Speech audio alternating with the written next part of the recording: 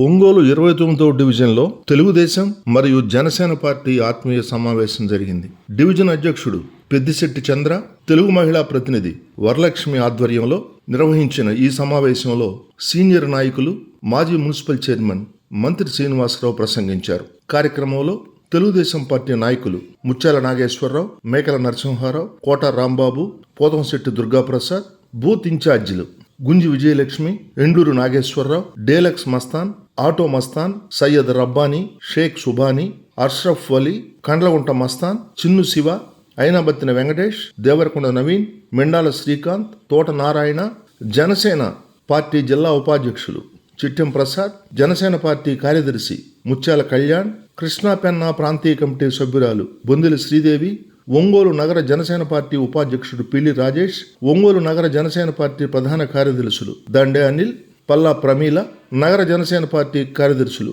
గలగల శ్రీనివాసరావు, ఆకుపాటి ఉష, సంయుక్త కార్యదర్శి శంకర కళ్యాణి, డివిజన్ అధ్యక్షులు శ్రీపాద సాయి, తుపాకుల సుబ్బారావు, ఏలూరు వెంకటేష్, షా, వసంతరాయుడు, నితిన్, శ్రీను తదితరులు పాల్గొన్నారు.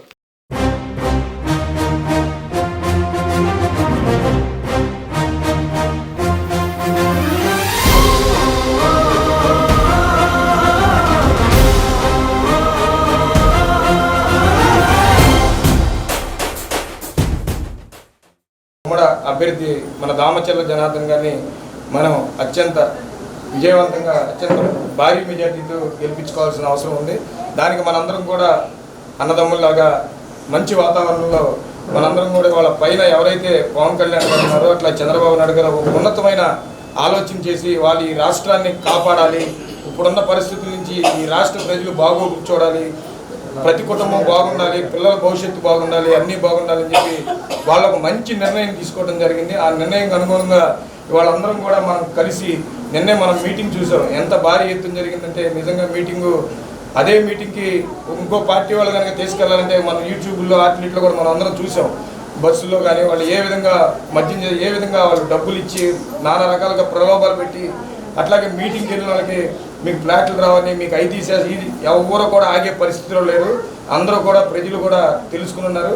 వాళ్ళు తీసుకున్న నిర్ణయానికి మనమే కాకుండా పార్టీ పరంగా ఉండే నాయకులే కాకుండా కామన్ మ్యాన్ ప్రజలు కూడా అందరూ కూడా ఎంతో గౌరవప్రదంగా వాళ్ళ విలువిచ్చి వాళ్ళ అందరూ కూడా అదేవిధంగా ప్రయాణిస్తూ ఉన్నారు. కాబట్టి మన అన్ని డివిజన్లో కూడా ఇట్లా సమావేశం పెట్టుకుని ఆత్మీయ సమావేశంలాగా అందరం కూడా ఒకళ్ళొకళ్ళు మమేకం అయ్యి నువ్వు ఎక్కువ అంటే నువ్వు ఎక్కువ అనేది కాకుండా మన డివిజన్లో మెజార్టీ ఎలా వచ్చిద్దా అనే దానికోసం మనందరం కూడా ఒక మంచి వాతావరణంలో పనిచేసి క్లస్టర్ ఇన్ఛార్జిగా నేను ఎప్పుడు కూడా మీకు అందుబాటులో ఉంటానని చెప్పి తెలుపుకుంటూ మనందరం కూడా ఇప్పుడు అట్లాగే మన జన సైనికులు ఎవరైతే ఉన్నారో ఎంతో స్పీడ్గా పనిచేస్తున్నారు. మన డివిజన్లో ఉన్నటువంటి బూత్ లెవెల్లో ఉన్నటువంటి బూత్ నాయకులందరూ కూడా వాళ్ళిద్దరూ మమేకం అయ్యి ఆ బూత్లో మన వాళ్ళు ఎవరెవరు ఉన్నారో 29వ డివిజన్లో వాళ్ళందరినీ కూడా ఇన్సైట్ చేసుకుని వర్క్ చేయాల్సిన అవసరం ఉంది.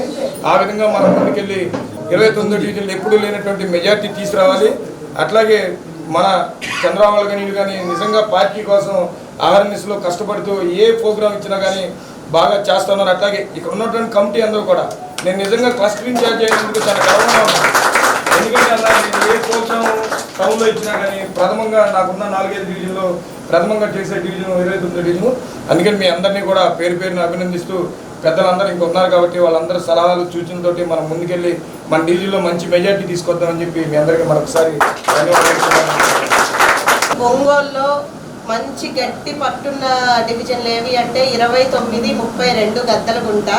ఎందుకంటే ఇక్కడ అంత యాక్టివ్గా ఏ ప్రోగ్రామ్ చేసినా జనసేన పార్టీలో 29లో జరిగినట్లు ఎక్కడా జరగదు. ఒక టీడీపీయే కాదు, జనసేన వాళ్ళు కూడా అంతే యాక్టివ్గా. ఒక కుర్రవాళ్ళు కానీ ఏదైనా ప్రోగ్రామ్ చేస్తే అనిల్ గారు కానీ, కళ్యాణ్ ముత్యాల అయితే జిల్లా మొత్తం ఫేమస్. తను ఇక్కడ డివిజన్లో ఉండడం నిజంగా ఈ డివిజన్లో అంతే యాక్టివ్గా తను కూడా ఉంటాడు. ఖచ్చితంగా ఈ టీడీపీ జనసేన రెండు మనం డివైడ్ అయ్యి ఓట్లు చీలడం వల్ల పోయినసారి వైసీపీ గెలిచింది, కానీ రెండు కలిస్తే ఖచ్చితంగా మనదే విజయం. ఇక్కడ అత్యధిక మెజారిటీ వచ్చిందని మేము 100% నమ్ముతున్నాము. టౌన్ మొత్తంలో 29లోనే ఎక్కువ మెజారిటీ వచ్చింది రేపు జనార్దన్ గారికి. అందుకోసం మీ అందరూ ఖచ్చితంగా పనిచేయాలని, మీ అందరికీ మా అందరి సహాయ సహకారాలు ఎప్పుడు ఉంటాయని తెలియజేస్తున్నాం. జగన్మోహన్ రెడ్డి పవన్ కళ్యాణ్ గారి మీద ఫ్లెక్సీ వేసినప్పుడు రియాజ్గా అంటే గవర్నమెంట్ వ్యతిరేకంగా ఏమైనా మాట్లాడినా ఏమైనా చేసిన కేసులు పెడుతున్నారు. నా మీద కూడా దాదాపు 9 కేసులు పెట్టారు. అప్పుడు ఏంటంటే రియాజ్ గారు ఆ బాధ్యత నాకు అప్పచెప్పారు. నా 2-3 దగ్గరికి వెళ్ళి చివరికి నా దగ్గరికి వచ్చింది. కానీ అప్పుడు మా మీద ఉన్న నమ్మకం, అప్పుడు నేను టెన్షన్ పడ్డాను, అంత పెద్ద బాధ్యత మాకు మీద ఏం పెడుతున్నారు ఏందని. నా సపోర్ట్గా ఉంది మన 29వ డివిజన్ జనసేన పార్టీ కమిటీ సభ్యులే. అది స్టేట్లో ఎవరు ఆ ఫ్లెక్సీలు వ్యతిరేకంగా కట్టలేదు. ధైర్యంగా నైట్ అంతా 1.5 రోజు కష్టపడి కట్టి 29వ డివిజన్ నుంచే కట్టాము. జన సైనికులే పవన్ కళ్యాణ్ గారికి గిఫ్ట్గా ఇచ్చాము. సెంట్రల్ ఆఫీస్లో కూడా చాలా పేరు మన డివిజన్కి వచ్చింది. అదే ఇప్పుడు దాకా కాపాడుకుంటూ వచ్చినాం. అలానే ఈ జగన్మోహన్ రెడ్డి అలాంటి కేసులు పెట్టి బలవంతంగా అందరిని ఇబ్బంది పెడుతున్న ఈ జగన్మోహన్ రెడ్డిని ప్రార్థనని చంద్రబాబు నాయుడు గారి నాయకత్వంలో ఈ రాష్ట్రం అభివృద్ధి చెందిద్దని ఓట్లు చేయటం వల్ల ఈ దుర్మార్గుడు మళ్ళీ రావటం ఇష్టం లేక పవన్ కళ్యాణ్ గారు తీసుకున్న నిర్ణయం చంద్రబాబు నాయుడు గారిని నాయకత్వాన్ని బలపరుద్దామని, దానికి జిల్లాలో కానీ ముఖ్యంగా మన నియోజకవర్గం అంటే ఈ నగరంలో మాత్రం కొత్తపట్నం మండలమైన ప్రతి ఒక్క జన సైనికుడు తెలుగుదేశం పార్టీ నాయకులతో కలిసి వెళ్ళడానికి సిద్ధంగా ఉన్నారు. ముఖ్యంగా 29వ డివిజన్లో నియోజకవర్గంలోనే అత్యధిక మెజార్టీతో ఉమ్మడి అభ్యర్థి అయిన జామచర్ల జనార్దన్ గారిని గెలిపించడానికి మా అందరూ సహకారం. ఖచ్చితంగా దాంతోపాటు మా యొక్క జన సైనికులను కూడా మీరు కలిపిపోయే వాళ్ళకి తగిన గౌరవం ఇవ్వాలని, వాళ్ళని కూడా కలుపుకొని పోయి వాళ్ళని కూడా సమితి స్థానంలో మనం ఒక ఆశయం కోసం పనిచేసేటప్పుడు మా మంత్రాలు డబ్బు వీటన్నిటితో కాకుండా కలిసికట్టుగా చేసే ఒక ప్రయత్నంతో ఆశయాన్ని వైపుగా మనం అడుగుగలం. కాబట్టి రాబోయే ఎన్నికల్లో జనార్దన్ గారు గెలిపించాలంటే జనసేన టీడీపీ నాయకులు కార్యకర్తలు ఎంత బలంగా కలిసి ముందుకు నడుస్తారో అంతే బలంగా ఆ రోజున మనం ఆ ఓట్ కన్వర్షన్ అనే దాన్ని తీసుకెళ్ళగలం. ఏ విధంగా అంటే ఇంతకుముందు 2019లో జనసేన పార్టీకి ఎక్కువ మెజార్టీ వచ్చిన డివిజన్లు బూతులు ఏమైనా ఉంటాయంటే 32, ఇక్కడ 29 మాత్రమే నాకు తెలిసినంతవరకు. కాబట్టి వాళ్ళకి ఇచ్చే ఇంపార్టెన్స్ వాళ్ళకి ఇస్తా. బలం ఉన్న చోట బలంగానే పోరాడాలి, బలంగానే తీసుకోవాలి. కాబట్టి మరొకసారి తెలియజేసేది ఏం లేదు, అందరం కలిసి పయనిద్దాం, విజయాన్ని సాధిద్దాం. జనార్దన్ గారిని ఎమ్మెల్యేగా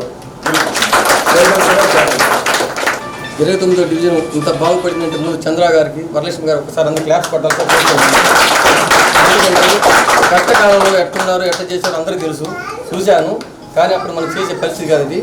కానీ ఈ డివిజన్ ఇంకా అభివృద్ధి చేస్తారు. అప్పుడు కూడా అమ్మాయి కూడా కష్టపడి తిరిగింది, కార్పొరేటర్గా గెలవలేదు. ఇప్పుడు ఈసారి కష్టపడి ఆ అమ్మాయిని గెలిపించుకుంటామని, నెక్స్ట్ అవకాశం దొంగలు ఇవ్వాలని కోరుకుంటూ అత్యధిక మెజార్టీగా గెలిపించుకుంటామని నేనుగా మీ ముందరికి మాటిస్తూ కోరుతున్నాను. జై తెలుగుదేశం, జై జనసేన.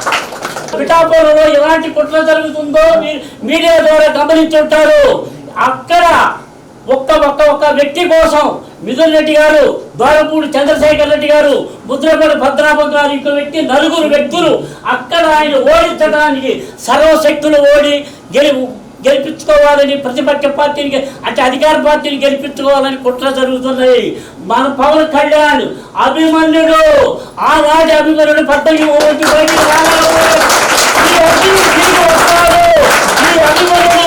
విజయ వికేతను ఎగరేస్తాడు. మనకిప్పుడు జరగబోయే ఎన్నికలు ధనబలానికి, ప్రజాబలానికి పోటీ జరుగుతున్నది. ఈ విజయం ఎవరిది?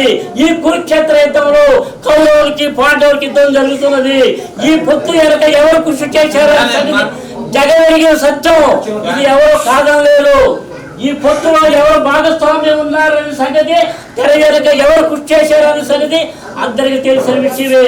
ఈ పొత్తుని, ఈ ఐక్యతని, ఈ సమైక్య కుటుంబాన్ని కాపాడుకోవాల్సిన బాధ్యత ఈ రాష్ట్ర ప్రజలపై ఉంది.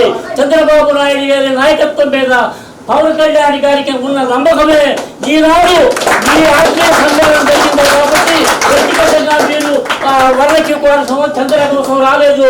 పవన్ కళ్యాణ్ చూసి చంద్రబాబు గారు చూసే వచ్చారు. అది మీడియా అర్థం. దీనికి తిరుగులేదు, మనం గెలవబోతున్నాం. ఇలాంటి అభినందన సభలు ఎన్ని జరుపుకోవాలను మన మేడం గారు వచ్చి చెప్పాం, ఆ రోజున చెప్పాం. ఇదమ్మా ఇది పరిచయ వేదిక కాదు, ఇది ఒక అభినందన సభ. రేపు జరిగే అభినందన సభలో మన 29వ డివిజన్లోనే జరగాల. మొదటిసారిగా అభినందన శిక్షణ జరిగాలి, జనార్దన్ గారి పౌరు మంత్రులు నిర్వహించాలనేది నా ప్రధాన ఉద్దేశం. ఇందులో ఒక్కర పాత్ర లేదు. సమిష్టి కుటుంబంలో కుటుంబ పెద్దలు ఎంతమంది ఉంటారో, అన్నదమ్ములు ఎలా ఉంటారో ఐక్యమత్యంగా జనసేన తెలుగుదేశం కలిసి ఒకే రక్తం ఒకే బాట ఒకటే మాట నిరూపించాలా. ఇది మీరంతా నిరూపించాలంటే పవన్ కళ్యాణ్ మాట నిరూపించాలా.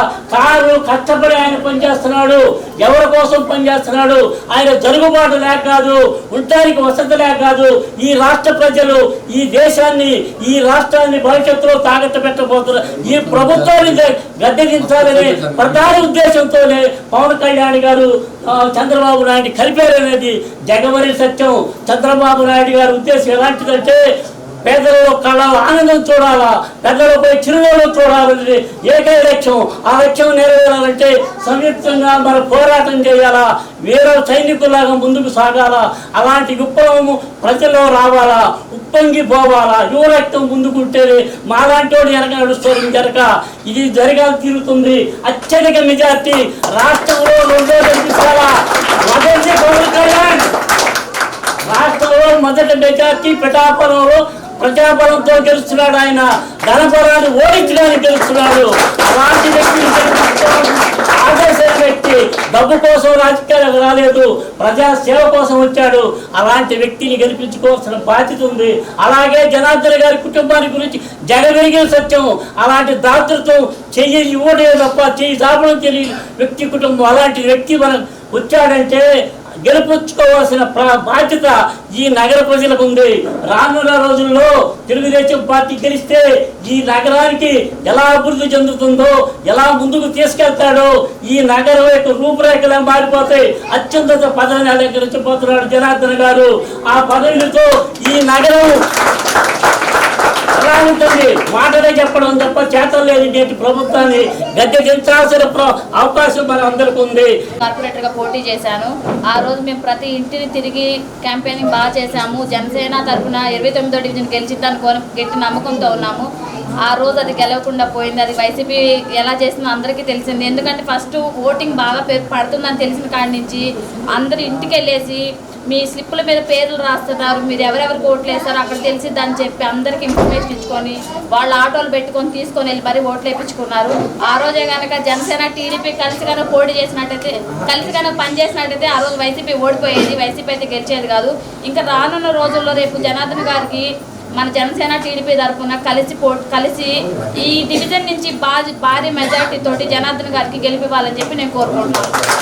తెలుగుదేశం పార్టీ రాష్ట్ర ఉపాధ్యక్షులు, ఒంగోలు మాజీ శాసనసభ్యులు శ్రీ దామచర్ల జనార్దన్ గారి ఆదేశాల మేరకు ఈరోజు 29వ డివిజన్లో డివిజన్ అధ్యక్షులు పెద్దిశెట్టి చంద్ర వరలక్ష్మి గారి ఆధ్వర్యంలో తెలుగుదేశం పార్టీ జనసేన పార్టీ ఆత్మీయ సమావేశం మనం జరుపుకుంటున్నాము. పోయినసారి కూడా మనం చాలా నష్టపోయాం. ఈ 5 ఏళ్ళు మనం ఏం కోల్పోయామో ప్రతి ఒక్కరికి తెలుసు. బాబు గారు పవన్ కళ్యాణ్ గారు కలిసి గట్టి నిర్ణయం తీసుకున్నారు. ఈ జగన్ అనే ఒక రాక్షసుని తరమటానికి జనసేన టీడీపీ కలిసి పనిచేసి పోటీ చేసాను. రేపు రాబోయే ఎన్నికల్లో ఈ నరకాసుడిని ఈ రాష్ట్రం నుంచి తరిమేద్దాము అనే గట్టి నిర్ణయం తీసుకున్నారు. కాబట్టి మనం కూడా ఇక్కడ డివిజన్ వైడ్ కానీ ఒంగోలులో ఎక్కడైనా కానీ జనసేన వేరు తెలుగుదేశం వేరు అనేది కాదు. జనసేన సైనికులైనా కానీ తెలుగుదేశం పార్టీ సభ్యులైనా కానీ మనందరం ఒక కుటుంబంలో వాళ్ళగా కలిసిమెలిసి ఎలాంటి విభేదాలు లేకుండా ఇక నుంచి ఈ 50 రోజులు ఉంది గట్టిగా ఎలక్షను. ప్రతి గడప గడపకు తిరిగి వాళ్ళు చేసిన నష్టమేందో, వైసీపీ వాళ్ళు చేసి అరాచకాలేందో, ఈ 5 ఏళ్ళు మన ప్రజలు ఎంత ఇబ్బందులు పడి ఉన్నారో, అట్లాగే మన తెలుగుదేశం ప్రభుత్వం వస్తే మళ్ళీ అధికారంలోకి చంద్రబాబు నాయుడు గారు కానీ ఇక్కడ మన జనార్దన్ అన్న గారు కానీ ప్రజలకి ఎంత మేలు చేశారు ఏందనేది మనం ప్రతి ఒక్కరికి ప్రతి ఇంటికి తిరిగి మనం వివరించాలి. ఎందుకంటే ప్రతి ఒక్క మైండ్లో విషం నింపారు వాళ్ళు. ఈ వైసీపీ వాళ్ళు ప్రతి ఒక్కళ్ళకు కూడా గడప గడప తిరిగి విషం అనేది నింపారు. మీకు ఇళ్ళ పట్టాలేమో, మీకు రేషన్ కార్డులు తీసేస్తాము, మీకు పింఛన్లు తీసేస్తాము అనేది ఇంకా ఇప్పుడు కూడా భయపెడతానే ఉన్నారు. అట్లా భయపడే వాళ్ళని ప్రజల దగ్గరికి వెళ్ళి మన ఇంట్లో వాళ్ళ మాదిరిగా మనం మీకు ఎలాంటి ఇబ్బంది లేదమ్మా, ఇక్కడ మన దామచర్ల జనార్దన్ అన్న గారు వస్తే మళ్ళీ అన్ని చూస్తారు, రోడ్లు కానీ మీకు హౌసింగ్ లోన్ కానీ మన ముస్లిం సోదరులకు కానీ మిగతా వాళ్ళకి ఎవరికైనా కానీ ఒక అభివృద్ధి జరగాలి అంటే మనకి ఇక్కడ ఒంగోలులో మన దామచర్ల జనార్దన్ అన్న గారిని అత్యధిక మెజార్టీతోనే గెలిపించుకుంటేనే మళ్ళీ మనకి అది సాధ్యమైంది. ఈ సమావేశం ఏంటంటే ముఖ్యంగా మనము జనసేన సైనికులు కానీ తెలుగుదేశం పార్టీ వాళ్ళు కానీ మొత్తం ఒక కుటుంబ సభ్యుల్లాగా ఒక అన్నదమ్ముల్లాగా కలిసిమెలిసి మనం ప్రతిరోజు కూడా ఏ కార్యక్రమాలు ఉన్నా డివిజన్లో మనం ఒకరికొకరు తెలియజేసుకొని ఒక ఇంట్లో వాళ్ళు ఒక అన్నదమ్ములు ఒక అక్క చెల్లెళ్ళు ఎలా ఉంటారో అట్లాగే ఉండి కలిసిమెలిసి పనిచేసుకొని మన జనార్దన్ అన్నని అత్యధిక మెజారిటీతో 40,000 మెజారిటీతో గెలుపు అన్నది ఖాయం. కానీ 40,000 మెజారిటీతో మన జనార్దన్ అన్నని మనం గెలిపించుకుందాము. ఒకళ్ళు ఎక్కువ ఒకళ్ళు తక్కువ అనేది ఇక్కడ ఏమీ లేదు. మేము 29వ డివిజన్ నుంచి ఒక తోబుట్టులాగా ఒక అన్నదమ్ముల్లాగా కలిసిమెలిసి మీ అందరినీ కూడా మాతో కలుపుకొని ఏదున్నా చిన్న దానికైనా పెద్ద దానికైనా డివిజన్లో ఏ కార్యక్రమం జరిగినా మీకు తెలియజేసి మిమ్మల్ని బాగా చూసుకుంటాము. ఒకరినొకరు అర్థం చేసుకొని మనందరం కూడా తెలుగుదేశం పార్టీ విజయానికి కష్టపడదాం. అట్లాగే మన దామచర్ల జనార్దన్ అన్న గారిని మంచి మెజారిటీతో గెలిపిద్దాం. ఇక్కడున్న పెద్దలందరికీ అలాగే మంత్రి సీన్ అన్నకి, చిట్టిం ప్రసాద్ అన్నకి, జనసేన వీర మహిళలకి అందరికీ కూడా పేరున నా శిరసాభివందనాలు చేస్తాను. ఇటువంటి సమావేశాలు ప్రతి డివిజన్లో కూడా జరగాల్సినటువంటి అవసరం ఖచ్చితంగా. ఇందాక మన కళ్యాణ్ చెప్పాడు రకరకాల అపోహలు ఉన్నాయి అని. ఎవరు పెట్టుకుంటే అపోహలు పెట్టుకోవాల్సిన అవసరం లేదు. నేను కూడా మన ఆత్మీయ సమావేశంలో కూడా చెప్పుకున్నాను, జనసేన తరఫున నేను కూడా బాధ్యత తీసుకుంటానని. అధికారంలోకి వచ్చిన తర్వాత ఏ అవసరాలు ఉన్నా కానీ జనార్దన్ గారితో చెప్పి చేయించే బాధ్యత కూడా నేను తీసుకుంటానని చెప్పుకున్నా. అక్కడ కూడా తెలుగుదేశం వేరు, జనసేన వేరు కాదు, మనమంతా ఒక ఫ్యామిలీ. ఆ విధంగా బాండింగ్ పవన్ కళ్యాణ్ గారు, చంద్రబాబు నాయుడు గారు ఇచ్చేసారు మనకు ఆల్రెడీ. కాబట్టి ఎవరు గిలిపెట్టుకోవాల్సినటువంటి అవసరం అయితే మాత్రం కూడా లేదు. అన్ని విషయాల్లో కూడా తెలుగుదేశం పార్టీ వాడికి ఎటువంటి ప్రయారిటీ ఉంటుందో మీకు కూడా అటువంటి ప్రయారిటీ ఖచ్చితంగా ఉంటుందనే విషయాన్ని ఈ సందర్భంగా తెలియజేస్తాం. మీరందరూ ఈ ఎన్నికల్లో చేయాల్సింది ఏంటంటే, మనం ఇంటింటికి వెళ్ళి ప్రచారం చేస్తాం, పాంప్లెట్ ఇస్తాం, ఓటేమని అడుగుతాం. నాకు తెలిసినంతవరకు ఏంటంటే, ఎన్నికలని ప్రభావితం చేసే విధానం ఎలా ఉంటుందంటే, మనం ఒక 10 ఫ్యామిలీస్ సెలెక్ట్ చేసుకొని, అంటే మన బంధువులకు సంబంధించింది, ఇక్కడ చాలామంది ఉన్నారు కదా, మీ అందరూ కూడా బంధుత్వం ఉంటుంది కదా, మన బంధువులందరినీ కూడా మనం ఇండివిజువల్గా కలుసుకొని అవి కనుక మనం ఓట్లుగా మలుచుకోగలిగితే, ఇందాక అమ్మాయి చెప్పినట్టుగా హైయెస్ట్ మెజారిటీ ఒంగోలులోనే వస్తుంది. దాంట్లో మీరు ఎవరు డౌట్ పెట్టుకోవాల్సిన అవసరం లేదు.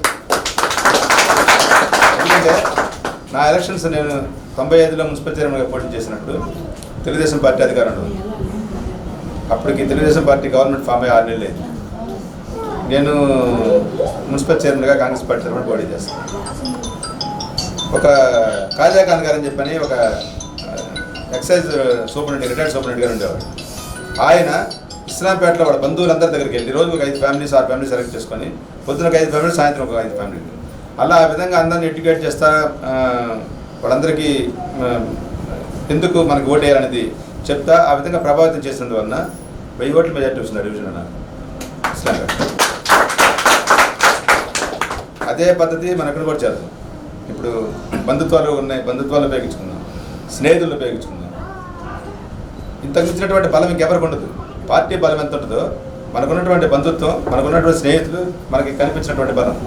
మనం కనుక అందరినీ కనుక ఈ ఎన్నికల్లో భాగస్వామ్యం చేయగలిగితే ఖచ్చితంగా మనం పాజిటివ్ రిజల్ట్ మనకు వస్తుంది. మనం ఖచ్చితంగా గెలవబోతున్నాం రేపు రాబోయేటువంటి ఎన్నికలు 50 రోజుల తర్వాత. ఎందుకు ఇంత బలంగా ఎందుకు చెప్పగలుగుతున్నాం? మీరు అది చెప్పగలుగుతారా ఎందుకు ఇంత బలంగా చెప్పగలుగుతున్నాం అని? ఈ రోజున ఒంగోలు టౌన్లో తెలుగుదేశం పార్టీలోకి పెద్ద ఎత్తున వయసు నుంచి చేరుతా ఉన్నారు. ఇది మనకు బలమైనటువంటి ఇండికేషన్. రెండవది, ముస్లిం మైనారిటీస్ వాళ్ళు ఇన్సెక్యూరిటీ ఫీలింగ్లో ఉంటారు ఎప్పుడు కూడా. అలాంటి వాళ్ళు కూడా పెద్ద ఎత్తున తెలుగుదేశం పార్టీ చేస్తున్నారు. ఈ 2 అంశాలను బట్టి మనం మంచి మెజార్టీతో గెలవబోతున్నాం అనే దానికి ఈ 2 మనకి ఇండికేషన్ అనమాట.